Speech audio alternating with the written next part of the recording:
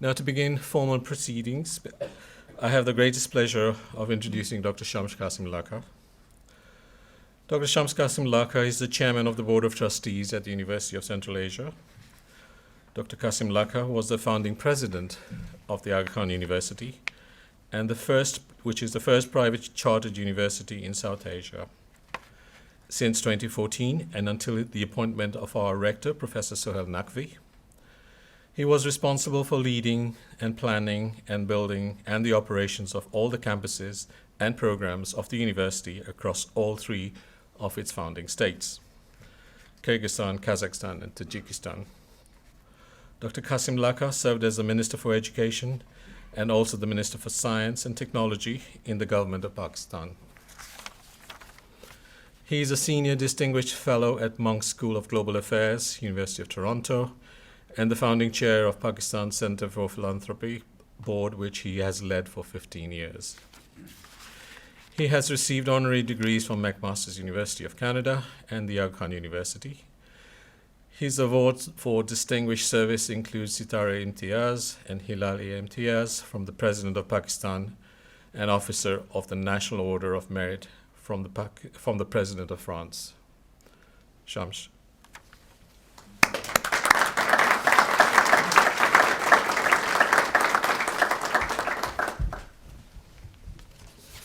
Thank you. Bismillahirrahmanirrahim. Princess Zahra Aga Khan, Vice Chancellor Stefan Toop, Excellencies, distinguished guests, Assalamu alaikum. Good morning. I didn't hear any response. Good morning. Good morning. On behalf of His Highness the Aga Khan, Chancellor of the University of Central Asia, and the Board of Trustees, I warmly welcome you to this beautiful Aga Khan Center.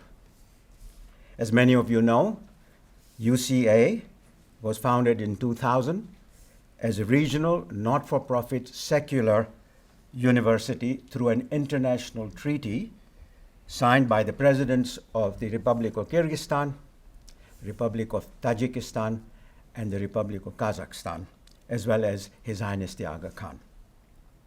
The treaty was then ratified by the respective parliaments and is now registered with the United Nations.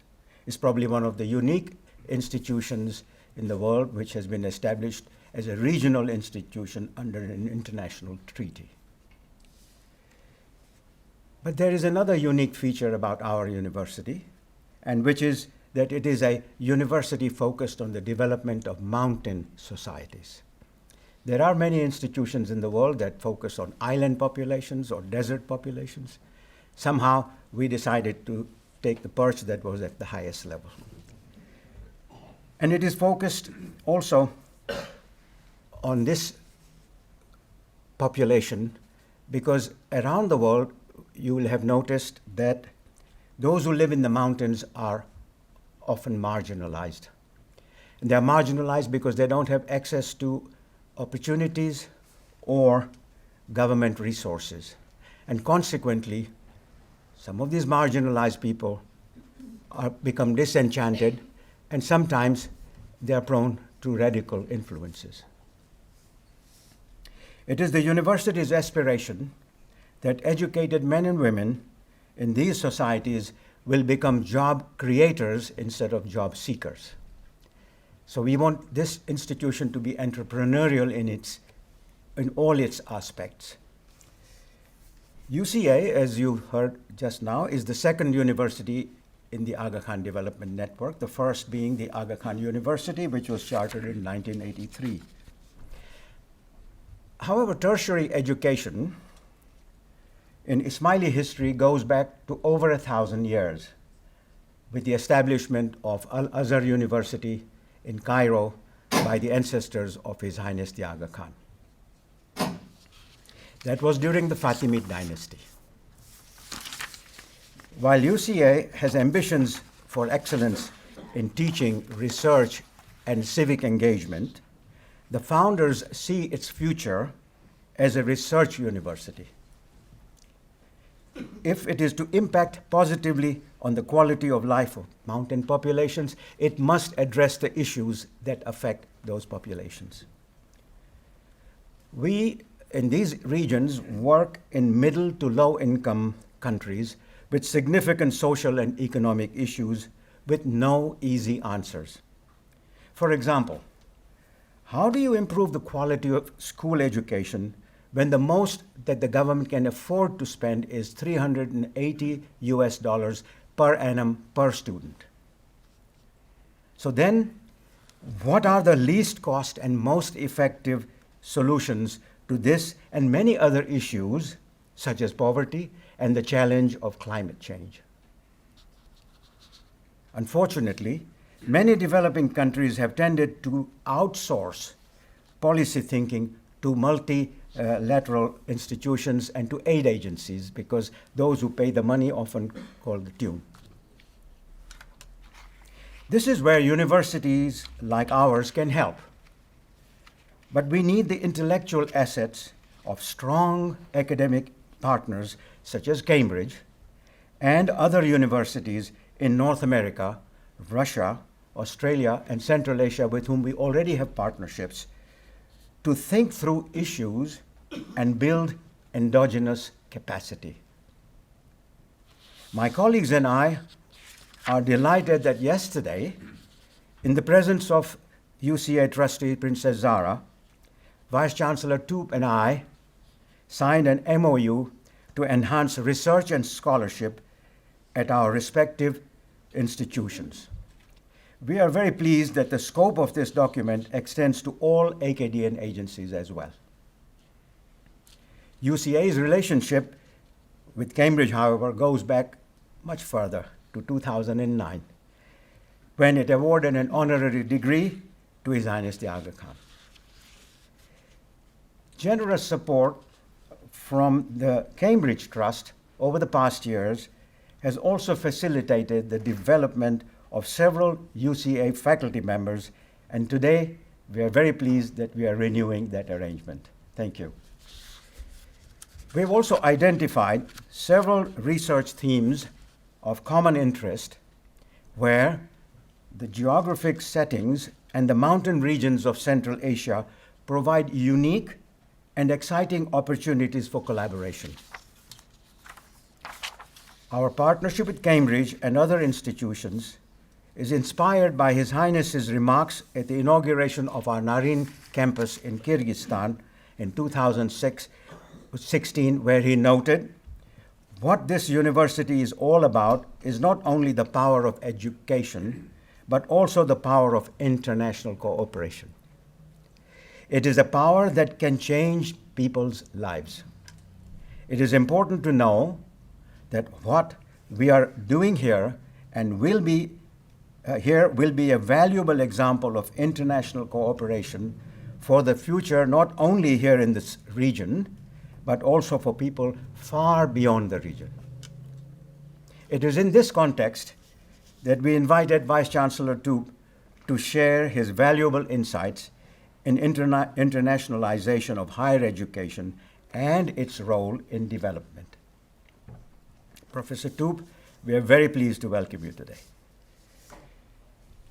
Many of you have known him, but I think it is important for me to recall that we are in the presence of a very distinguished person who has devoted his whole career to scholarship and as an academic leader. He is now the Vice Chancellor of Cambridge, and I understand he is the first non-native to be so bestowed.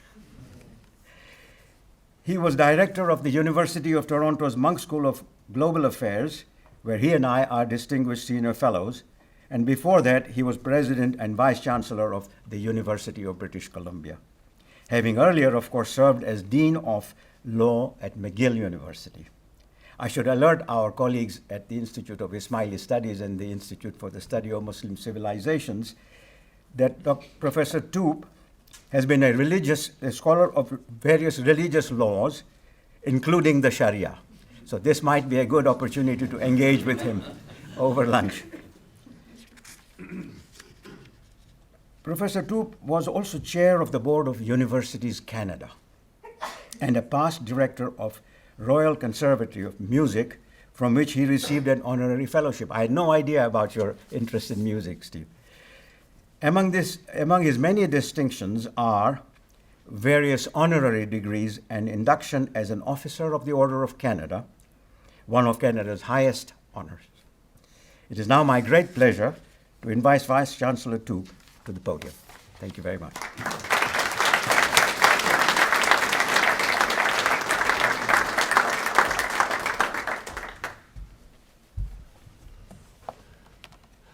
Princess Zahra Aga Khan, Your Excellencies, distinguished colleagues, and dear friends, thank you very much for the opportunity to address you today, which is truly an honor, and thank you, Dr. Qasim Laka, for that very kind introduction. It is simply wonderful to be in this extraordinary building. I've had the privilege of having a pre-tour, so those of you who've not yet had that opportunity, do take it up. It's really quite a wonderful oasis of calm and beauty in the middle of what is a hectic and sometimes rather gray city.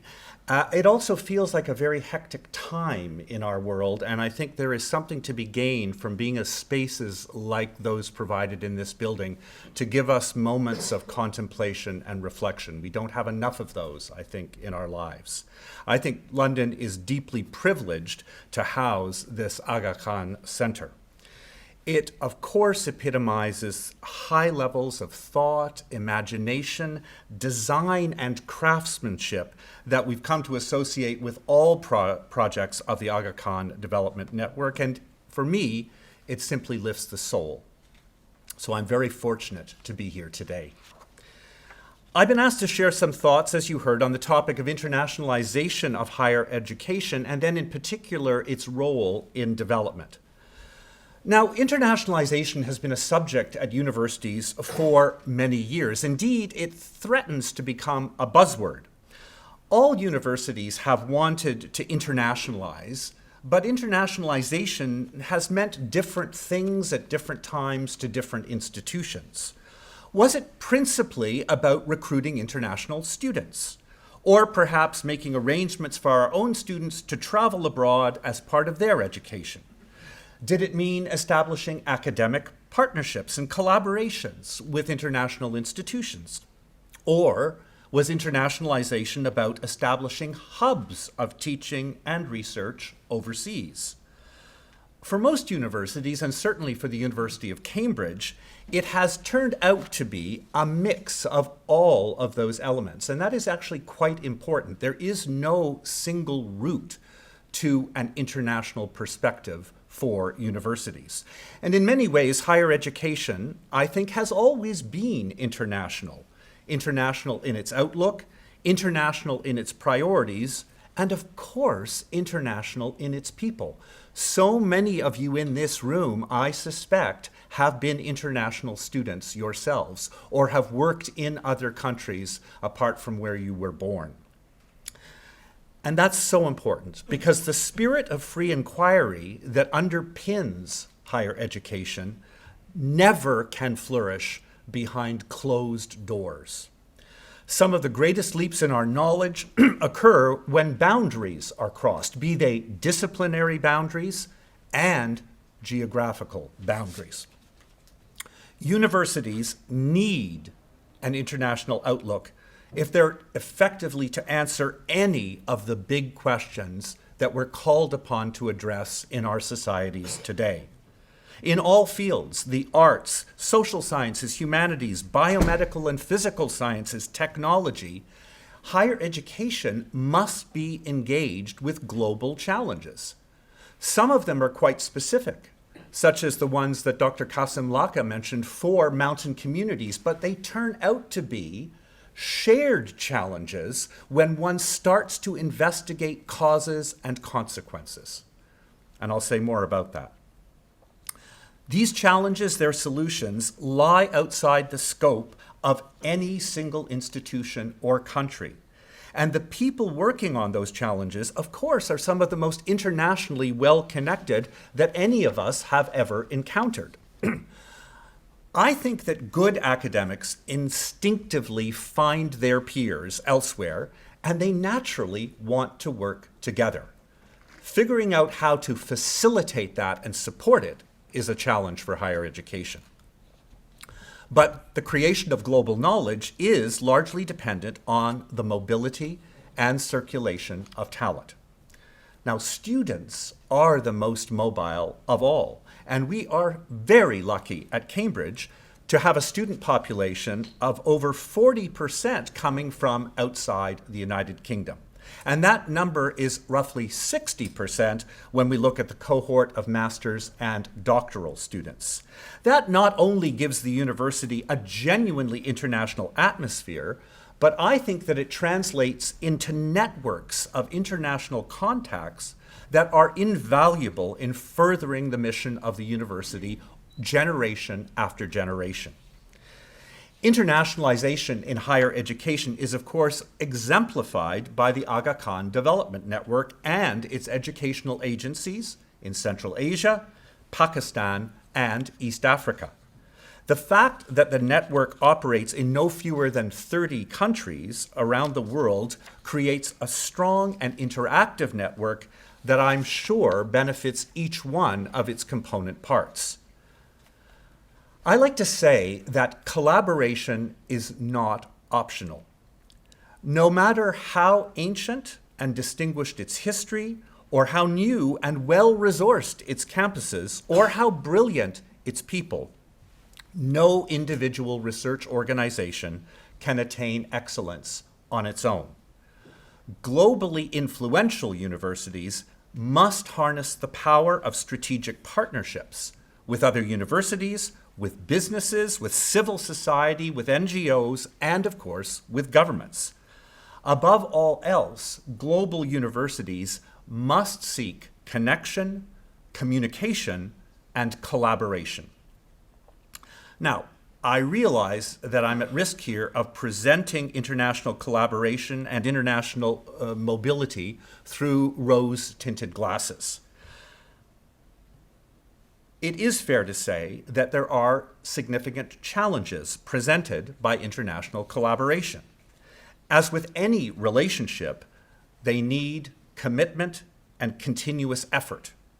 Building productive partnerships takes care, time, and constant scrutiny, care, in identifying a partner that shares one's values and objectives. Time to develop an open dialogue and a good understanding of the other party's aspirations and needs. Constant scrutiny to examine and re-examine how the partnership is developing, whether the original objectives are being met, and whether the expected outcomes are actually materializing. Now, equitable partnerships, and I do emphasize that that's what we must seek. Equitable partnerships are based on trust, of course, on clear understanding of each partner's current situation and its ambitions, and on the joint delivery of stated goals. I remember here the words of one of Cambridge's most renowned alumni, the great poet and cleric John Donne. No man is an island, and what is true of men is also true of universities. I'm glad to acknowledge that if my university, the University of Cambridge, has achieved some great things in the past and today, it's in large measure because it's always been open to a wider world. And I must say that that is a story that we must keep telling our societies again and again and again, including this society in the United Kingdom. If Cambridge is a global university today, it's because it's reached out to strategic partners, both in the UK and overseas, to find urgent answers to pressing questions, to acknowledge that we need others as much as others might need us, and that we have to create a realistic assessment of the challenges that we face together, as well as an expression of desire for wider and more substantial engagement. We have to accept that partnerships are essential to our work, requiring both humility, and vision. And it was indeed a great pleasure for me yesterday to sign with Dr. Qasim Laka a partnership agreement between the University of Central Asia and the University of Cambridge. I know that this will form the foundation of a growing and lasting association between our two institutions and between Cambridge and the wider Aga Khan Development Network. Thank you.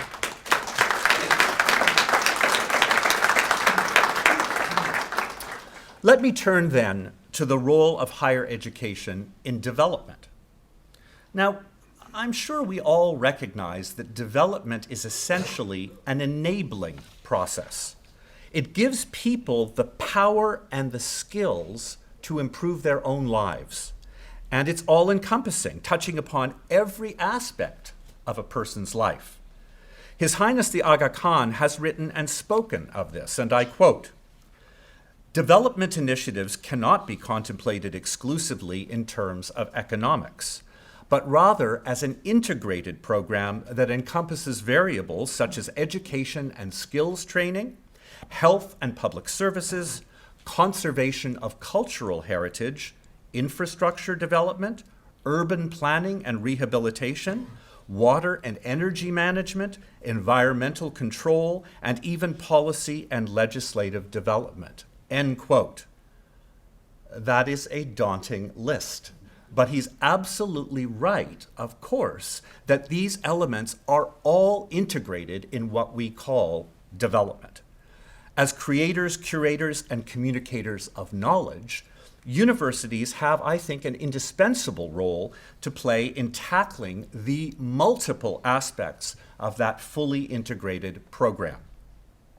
Universities are places where students and scholars are given the time and place to think hard about what's wrong in the world, and to think harder about how to make it better. Universities are places where we come together from diverse backgrounds, where we read widely, where we talk, yes we do, and where the talk, one hopes, sparks ideas. At their best, universities nurture rich ecosystems of discovery, research, and innovation into the wider world. They can be the petri dishes and test beds for solutions to some of the world's most pressing challenges, from the consequences of climate change to the scourge of infectious disease, from the impact of mass migration to effects of rural and urban poverty.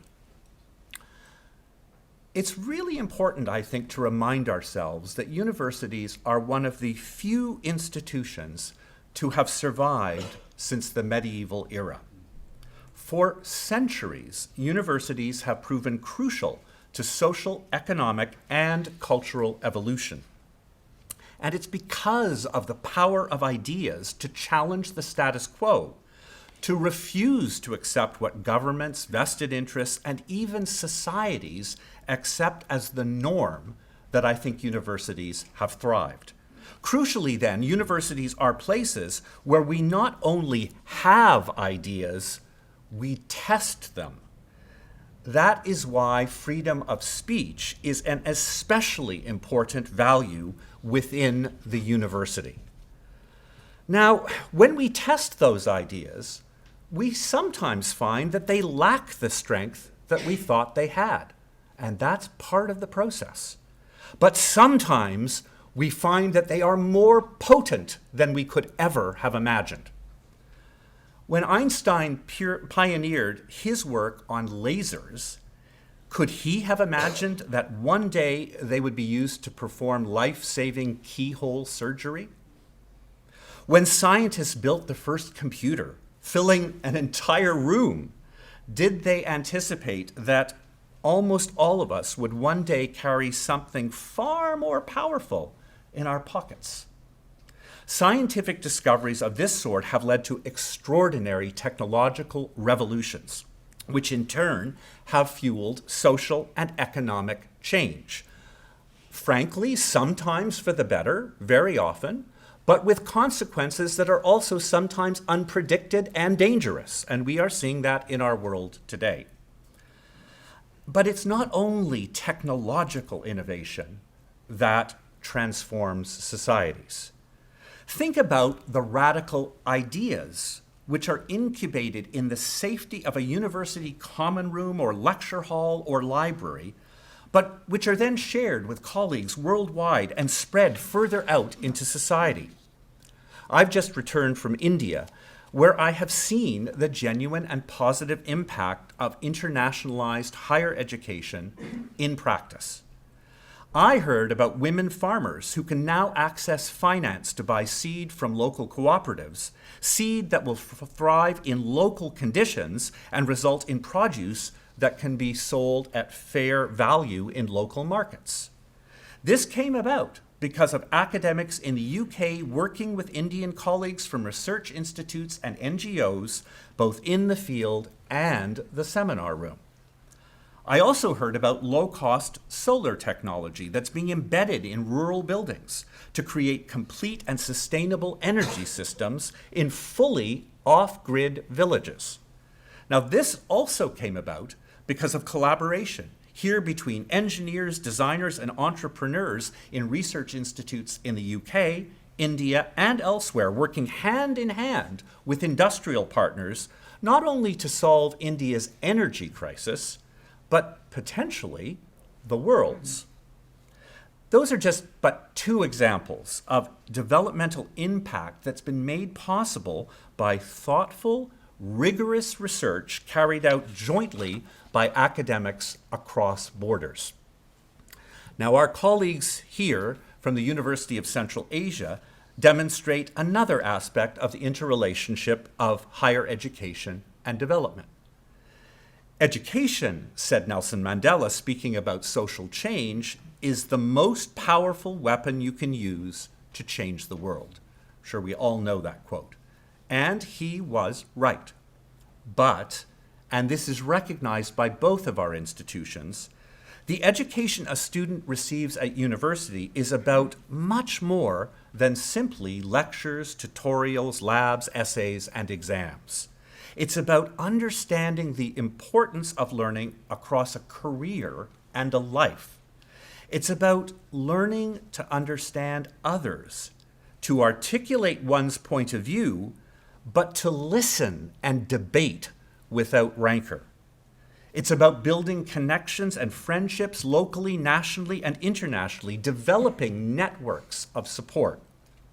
And it's about growing into the kind of leaders that the world needs. Here, I don't just mean prime ministers and presidents, media moguls and CEOs. I mean citizens of integrity who have strong personal ethics, but who will hear the opinions of others with respect. That's something that I fear is sometimes missed by our political leaders and by the Fourth Estate. A good education raises up not only the direct recipients. Value for money is not just about job prospects, but it's an impact upon the wider society, and I know that's exactly what the University of Central Asia is seeking to achieve, and I'm sure will. The inspirational choice of mountain regions for the 3 campuses of the University of Central Asia and the generous financial support given to students who could not otherwise afford university mean that the university is already contributing significantly to the intellectual and economic development of the relevant regions. That aspect of development, the financial support of talented young people in educational contexts that might otherwise be beyond their reach, is, of course, the raison d'être of my colleagues here today from the Cambridge Trust. They and others in Cambridge work with international partners such as the University of Central Asia to open up the best of higher education to a global field. There's another element of development that I would like to explore briefly. I think that previously we've tended to use the term development to refer to other people and other places. It was something we worked on in the hope of enabling other people and other places to become more fully developed. But as I think is natural in a time of global uncertainty and shifting perspectives, we're all beginning to learn that development begins at home. Now, I don't mean by that in any parochial or self-serving way of developing one's own people and places before others, but rather, we're beginning to recognize the need to develop ourselves in relation to others, to develop our ways of thinking in relation to other ways of thinking, to develop our practices and norms in relation to those of others. And that's why the Sustainable Development Goals are to be tested and deployed in all countries, not just in the global south. Without the recognition of an interconnected world and of the universal need for us to develop ourselves, we can't hope to make the improvements for humanity that are so badly needed.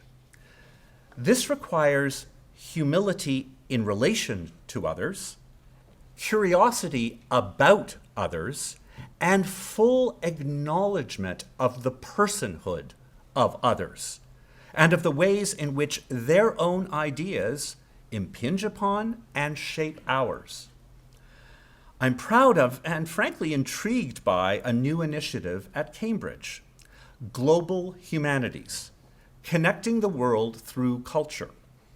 It's at a very early, indeed exploratory stage, but the aim is to develop new approaches to the study of art, literature, film, the digital world, music, history, and language. Global Humanities recognizes that our students are no longer well served or well prepared for life by a curricula and research that privilege European or Northern agendas. And Global Humanities will address that by developing deep and sustainable linkages across a network of global partners, linkages that will affect where we teach, what we do, and what we think. And this promises to be a development of ourselves and of our own mindsets that will in turn, I hope, promote global development to which we all aspire. And we began to talk about this in relation to opportunities in Central Asia yesterday. Dear friends, some of you may know the advice of Franklin Roosevelt to any public speaker: be sincere, be brief, and be seated. Well, I hope that you will believe in the sincerity of my remarks, and I've already disregarded his advice on being brief, so let me finish and then be seated. I've explored here today some aspects of higher education, the ways in which it has genuine societal impact, and its global role in development. It's nearly 18 months since I last addressed an audience invited by the Aga Khan Center. What a lot has happened in those 18 months. The catastrophic impact of climate change has been demonstrated by fire, flood, drought, and even the proverbial swarms of locusts. Leaders and governments have risen and fallen. Politicians, with a few occasional exceptions, have, I fear to say, continued to disappoint their people. We've actually decided something in the United Kingdom on Brexit, but we don't really know what it is. Global health issues continue, and we're watching a very serious crisis unfold even as we speak. And as is always the way, the people who suffer most from these issues are the poorest and the most disadvantaged in society. So let us never forget then how uniquely placed our universities are to tackle these issues. That seems to me a social trust. Let's not forget how our universities' missions and our universities' pools of talent allow us, perhaps more than any other type of institution on the planet, to create, curate, and communicate the knowledge that can help to improve the world. So we must continue, it seems to me, to work together to let our institutions show how much they can contribute to improving our complex, troubled, but oh so glorious world. Thank you.